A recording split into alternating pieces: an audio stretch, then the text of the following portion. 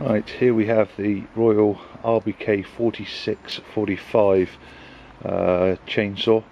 It's got an 18-inch bar and chain, and the chain and the bar are the original.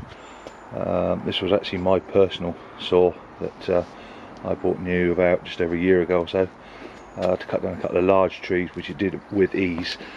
I'll just show you this side of it as well, just to see. It's got its original scabbard as well, which obviously is included. I'll just now start it up and show you.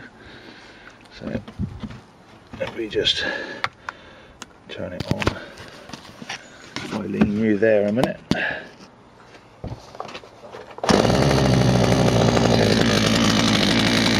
you can see, I mean, that started first full.